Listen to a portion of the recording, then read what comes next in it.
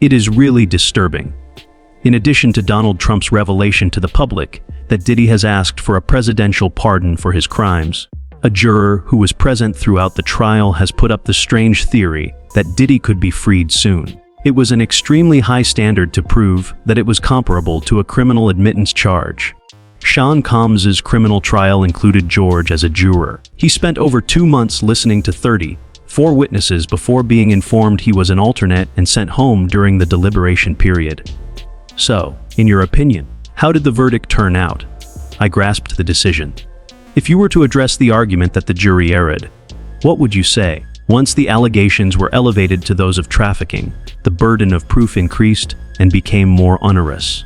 Everyone in the courtroom appeared to be on the edge of their seats when the judge mentioned 50 months. For an instant, not even the clicking of camera shutters could be heard. Once a major player in the music industry, Sean Diddy Combs now sits lifeless.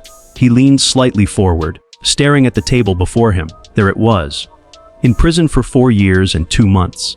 One question, though, resounded in everyone's head at that same second, as the cameras caught every flinch and sigh.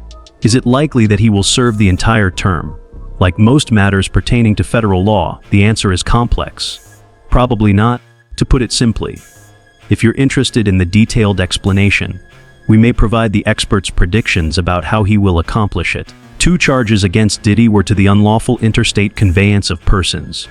Diddy was found guilty on both counts. The more serious charges of trafficking and racketeering, which could have resulted in decades behind bars, were, however, acquitted by the jury. A watershed moment came with that split ruling. Although it did not exonerate him, it did prevent him from facing a possible life sentence. It meant the fight wasn't over for his defense team. At sentencing, the judge made it clear that he was still liable, which was important for the prosecution. Although Diddy appeared to be inconsolable, his former bodyguard Gene Deal was unflinching in his criticism of his former boss, claiming that the punishment was too lenient. Do you know about these illustrations of Diddy's emotional courtroom scene after receiving 50 months? Just give your phone a brief check. Oh my God, I can't believe the artist managed to capture Diddy in court in these photographs. He was moved to tears by the artist. In the fall, he was hit on the head. He was so moved by the artist's work that he fell to his knees and sobbed on the chair during the verdict. Despite my empathy, my gut tells me to fuck him and feed him beans. His misery isn't something I'm concerned about. If he's hurting, it doesn't matter to me. I couldn't care less about the challenges he faces in court or behind bars. My sentiments for him have completely changed, my friend. Do you get it?